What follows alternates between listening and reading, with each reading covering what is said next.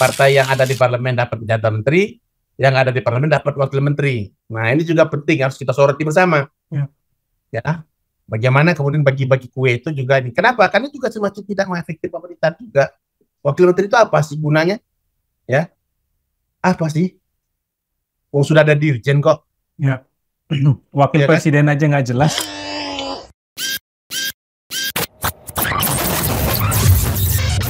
Halo sahabat integritas, jumpa lagi di program Buka Kartu, kanal Satu Visi Utama. Narasumber kita hari ini Dr. Charles Simabura, Direktur Pusako, juga merupakan Sekretaris Program Doktoral Fakultas Hukum Universitas Andalas, Sumatera Barat. Nah, kenapa kita ngundang Bung Charles? Ada isu yang sedang panas ya di Jakarta. Isu itu berkaitan dengan rencana penambahan jumlah kementerian dari 34 menjadi 40. Viva Yoga, salah satu juru bicara koalisi, mengatakan ini masih jadi wacana, sedang dirumuskan, sedang digodok oleh Prabowo dan timnya, dan jika itu akan terwujud menggunakan dua jalur. Opsinya satu, merubah undang-undang Kementerian Negara atau mengeluarkan Perpu. Nah, untuk membahas soal itu dalam perspektif tentu hukum tata negara, karena Bung Charles ini adalah ahli di sana, kita akan mendiskusikan hal itu dengan Bung Charles. Tapi sebelum itu kita harus tanya juga keadaan Bung Charles hari ini. Apa kabar Bung Charles? Alhamdulillah sehat, Bang. Sehat ya? Ya. Udah makan nasi Padang hari ini? Pastilah. Nggak bisa enggak ya? Iya. Ya, sambalnya pasti sambal lorong Padang, Bang. Iya. Bang, gimana kabar, sehat? Sehat, Les. Tapi ya semakin pusing kita ya dengan rencana-rencana pemerintahan transisi ini, karena belum dilantik sudah mulai mewacanakan penambahan jumlah menteri. Alasannya, Les, ini yang mau kita coba diskusikan. Katanya negara Indonesia negara besar. Ya. Jumlah penduduknya besar, luasnya besar, ya pulau-pulaunya juga jumlahnya bisa mencapai ratusan ribu. Etnisnya juga sangat beragam meskipun in total ya mayoritas orang Jawa gitu ya. Nah ini apakah bisa diterima alasan ini sehingga keluar wacana 34 kementerian akan menjadi 40? Jadi selamat apa nih Bang? Selamat sehat selalu teman-teman semua. Ya, sahabat integritas. Kalau salam integritas, sahabat integritas ya. Saya baru ini Bang, baru sekarang sih mendengar alasan bahwa negara ini besar, lalu pemerintahnya juga harus besar. Nah ini yang kemudian secara ilmu kepemerintahan, good governance, prinsip-prinsip efisiensi, efektivitas gitu ya, itu agak bertolak belakang dengan apa yang kemudian dilakukan oleh Pak Jokowi. Pak Jokowi dulu, seingat saya ya, itu juga membangun image citra pemerintahan yang slim, ya, yang kemudian yang ramping, sehingga termanifestasi dengan diri beliau sendiri sebagai orang yang juga kemudian slim dan ramping, sehingga kemudian lincah dalam bergerak. Saya bukan mau body shaming, bukan tapi image itu muncul. Dan itu dibuktikan oleh Pak Jokowi, 2 periode pemerintahannya, dia nggak menambah jumlah menteri dan konsisten dengan apa yang diatur di dalam pasal 15 Undang-Undang 38/2009. Cuma jabatan Wamen kalau nggak salah ya yang bertambah. Nah, Wamen nanti cerita. Jadi ini yang kemudian saya pikir kalau Pak Prabowo pakai tagline keberlanjutan, mestinya ini juga dilanjutin gitu loh. Ya, jumlah menteri yang 34 ini juga harus dilanjutkan, dan itu ada undang-undangnya gitu. Ya, Undang-Undang Kementerian Negara. Lalu yang berikutnya juga harus dilanjutkan adalah bagaimana membangun pemerintahan yang efektif dan efisien. Bang Ana sebagai pakar aktivis anti korupsi dan juga pakar good governance ya, kita tahu betul ya. Nggak pernah tuh kita dalam membaca teori-teori kemudian mengatakan bahwa pemerintahan itu akan efektif kalau government-nya itu skalanya itu diperbesar gitu ya. Ya, karena banyak lemaknya, Les. Pasti yang akan ada itu adalah di merger digabung-gabung. Betul. Nah, kalau mau pendekatan kuantitatif, saya udah cek itu ya. China itu dia dengan penduduk yang terbanyak di dunia, juga wilayahnya besar gitu ya. Itu menterinya cuma 26, Bang. Dan itu pun 26. sistemnya juga meskipun parlemennya kongresnya besar gitu ya, karena memang itu teori representasi, tapi untuk pemerintahannya dia selim 26. Amerika Serikat 15 bang, ya. Itu negara presidensial. Ya, kalau China kan campuran. Nah, ini yang kemudian saya pikir kalau mau pendekatan angka nggak apa ya, Nggak masuk juga. nggak masuk. Jadi sangat mudah itu untuk dibantah. Apalagi kemudian kita sudah urusan pemerintahan itu kan dibagi, ya, Betul. antara pemerintah pusat dengan pemerintah daerah. Di daerah itu kita sudah bagi, ya, melalui desentralisasi kekuasaan itu secara vertikal dibagi kepada gubernur, bupati, wali kota. Artinya di tingkat pusat itu kan mainnya kan kebijakan. Ya. Kalau Kewenangannya dia berkurang. Berkurang dong. Eksekusinya kan pasti di daerah. Makanya kan pemerintahan daerah yang sudah ada hari ini juga kemudian provinsi sudah dimekarkan dengan jumlah sedemikian rupa dan rentang kendali yang kemudian juga semakin dekat. Kok malah kepalanya mau diperbesar gitu, ya, government di atas. Padahal, salah satu problem yang terbesar kalau pemerintahan itu besar, pejabat setingkat menteri itu menjadi banyak, orang yang membantu presiden itu juga banyak. Presiden juga nanti fungsi koordinatifnya juga akan kewalahan begitu ya. Kita bisa bayangkan itu. Nah, bagaimana kemudian kue kekuasaan dibagi. Makanya trennya menteri itu memang jabatannya nggak banyak, Mak. Ya. Lalu tradisi-tradisi parlementer biasanya yang kemudian coba untuk membawa jumlah menteri yang banyak. Semuanya nggak ada, secara akademik nggak ada penjelasan yang kemudian bisa kita gunakan, ya, untuk mengatakan bahwa jumlah yang banyak itu lebih baik dalam konteks jabatan menteri. Pasti jumlah yang sedikit yang lebih baik. Kenapa? Karena untuk mengejar efektivitas, ya, dan juga efisiensi pemerintahan. Kenapa dia menjadi efektif? Ya. Kita lihat pembantu presiden itu bukan hanya menteri, Pak. Ada jabatan-jabatan lain juga yang tingkat menteri. Ya. Ada kepala badan, lembaga pemerintahan, dan kementerian. Lalu juga ada pemerintah daerah, gubernur, bupati, wali kota, dan dia juga tugasnya agar menyelenggarakan urusan pemerintahan.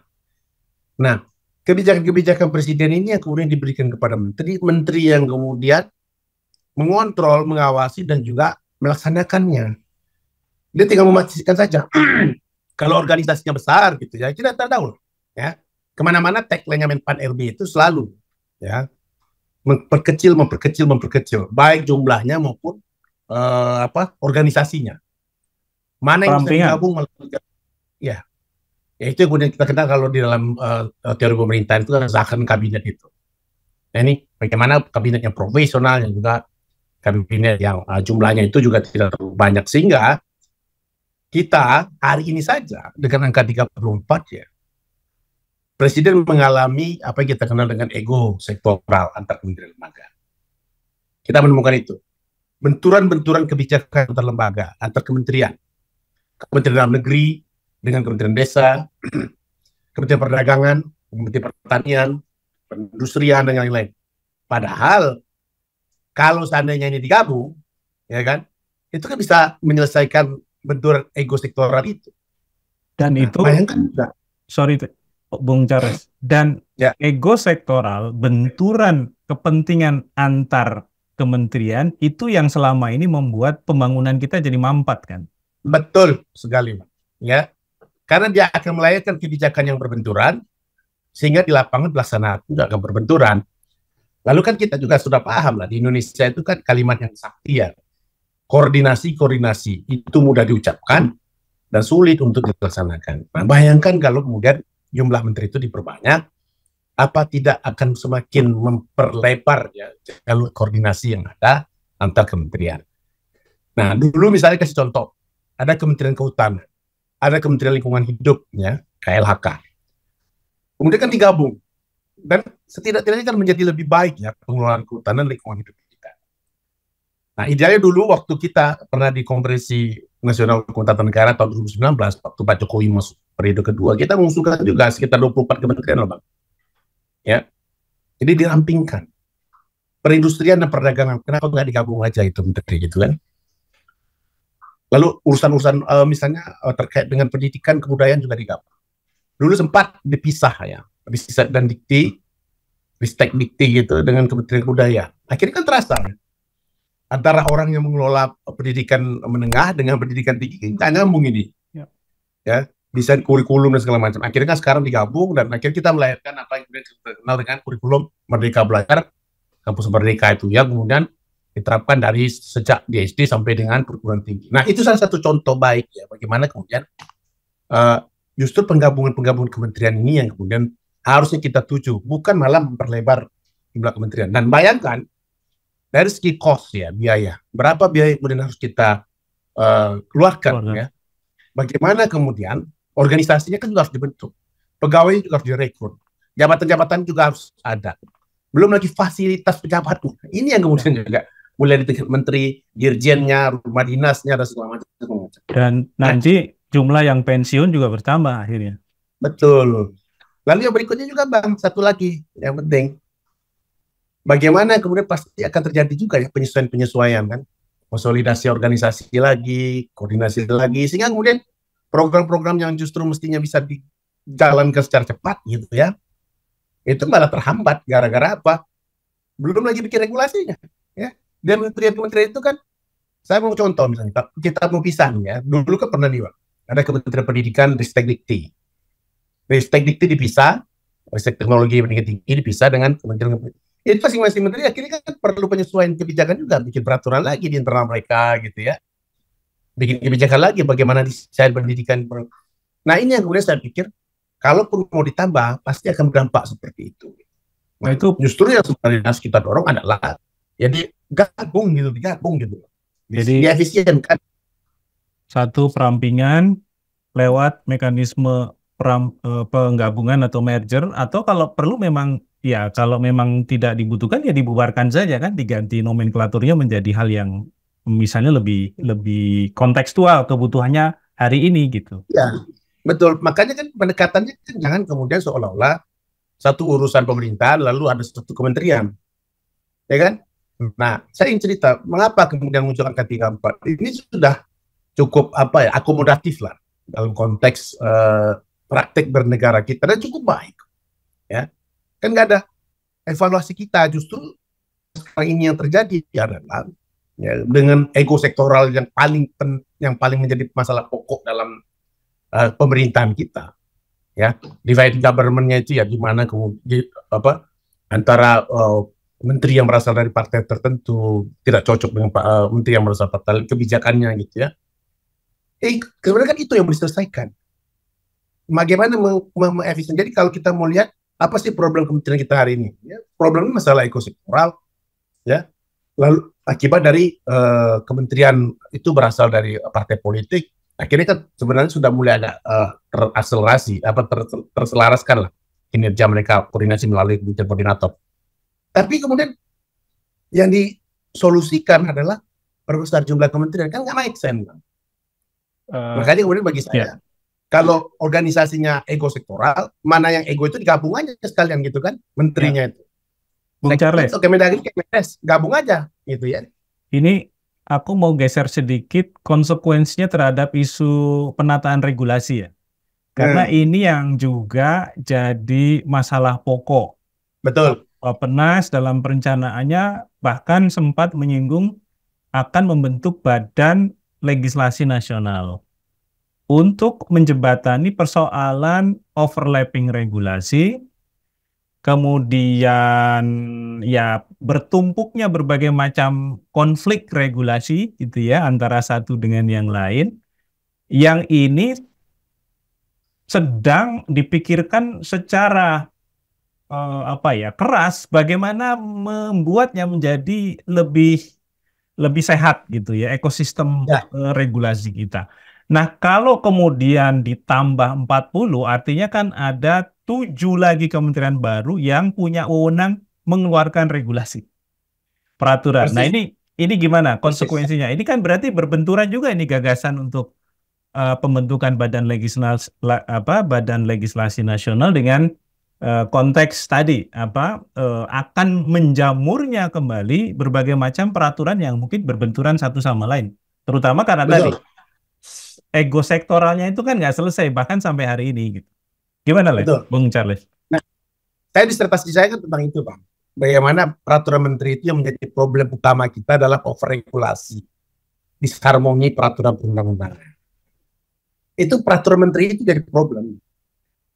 Nah, rekomendasi saya waktu itu adalah kurangi kewenangan menteri membuat peraturan. Salah satunya juga kurangi jumlah menteri yang bisa kurangi jumlah menteri yang kemudian dapat berakibat pada mengurangi jumlah pejabat setingkat menteri yang dapat mengeluarkan peraturan. Jadi kalau saya imajinasikan, Bang, kalau misalnya dari 34 menteri, kita potong aja jadi misalnya 20 atau 25 lah gitu ya. Kan akan hanya ada 25 jenis peraturan menteri yang akan kita kenal gitu. Peraturan menteri A, B, C, D gitu. Tapi kalau di 40, ya itu dia belum lagi nanti penyakitnya adalah sudah ada teregulasi sekarang peraturan dirjen di tingkat Kementerian Lembaga. Dan membuat regulasi itu, Bang, itu saya anggap sebagai Kementerian Lembaga sebuah achievement gitu. Jangan lupa. Ya. Itu sebuah capaian produktivitas kinerja mereka. Nah, makanya saya bayangkan yang akan terjadi adalah pertama kali pasti akan menata regulasi lagi kan. Begitu muncul menteri baru, pasti akan lahir kebijakan-kebijakan baru, penyesuaian-penyesuaian. Dan selera menterinya itu kan berbeda-beda. Nah, ini yang sebenarnya saya ya ada kondisi juga. Presiden di periode Pak Jokowi itu lost control terhadap kewenangan menteri dalam membuat peraturan. Makanya kemudian banyak peraturan yang bermasalah kan. Ya akhirnya menjerat para menteri itu sendiri. Nah, ini kemudian saya pikir saya kembali ke konsep sistem presidensial itu. Kekuasaan itu ada di presiden. Ya. Dia delegasikan kepada menteri.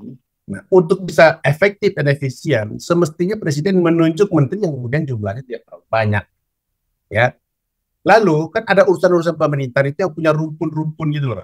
Misalnya rumpun politik, hukum dan keamanan, mungkin bisa digabung gitu ya. Rumpun ekonomi sosial budaya gitu ya, ekosok bisa digabung juga. Rumpun apalagi teknologi industri misalnya bisa digabung juga. Sehingga kemudian apa terjadi? Sinergitas ya antar kementerian itu. Nah, makanya kemudian kalau kita lihat tren kita itu karena kita sudah terjebak ya, di dalam tradisi koalisi, apa yang kemudian sudah dirumuskan oleh Bappenas secara teknokratis. Jadi Bappenas itu kan seringkali gagasan-gagasan teknokratisnya itu akhirnya blunder semua, amburadul semua gara-gara yang begini-beginian. Dikudeta. Badan legislasi itu saya kasih contoh, Pak. Itu contoh baiknya. Ada 4 kementerian yang kemudian menaungi berwenang di bidang regulasi. Kementerian Hukum dan HAM, ya, untuk undang-undang dulu ya, sampai PP, peraturan menteri juga. Lalu Kemendagri untuk perda-perda juga terlibat. Lalu ada Kementerian Sekretaris Negara, ya. Lalu ada satu lagi ini KSP. Ya. Nah, ini kemudian sekarang kan dipecah.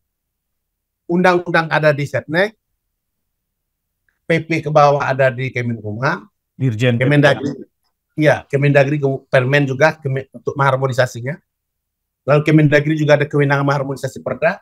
Kemenkumham punya kewenangan mengharmonisasi perda. Nah, kadang-kadang beda-beda ini, ya beda-beda. Nah, gagasannya waktu itu sudah disatukan gitu dalam satu lembaga. Nah, ini contoh kemudian bagaimana ketika kewenangan beberapa hal itu diserahkan ke banyak lembaga.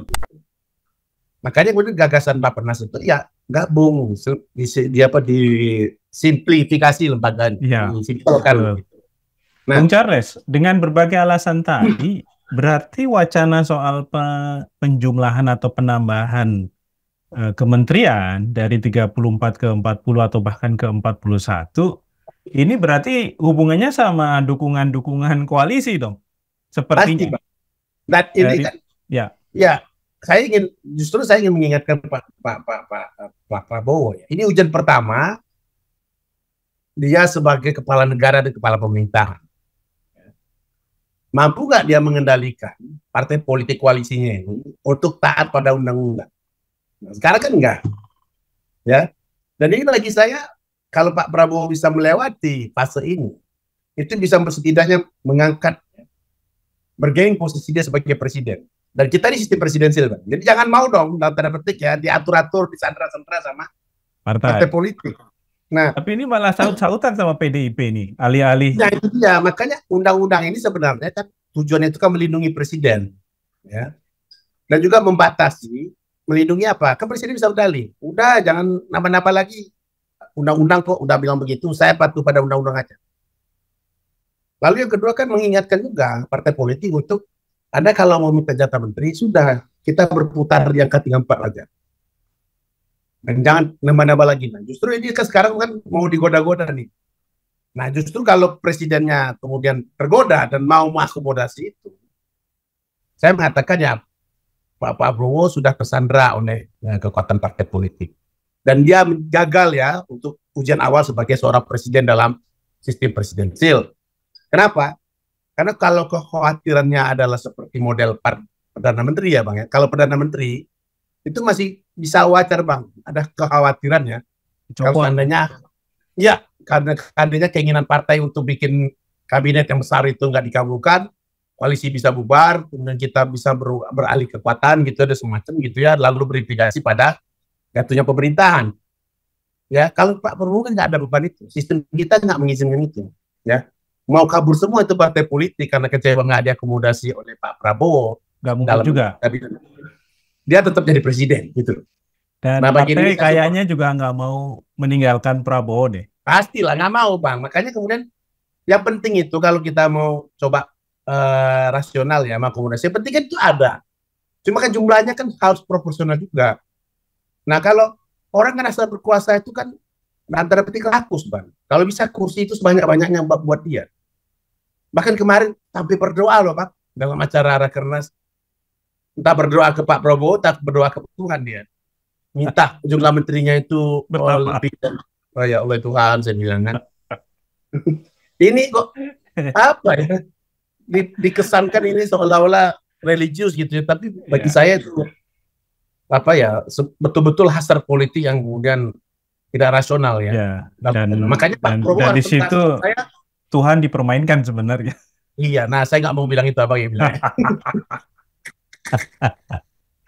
Les, terakhir Bung Charles.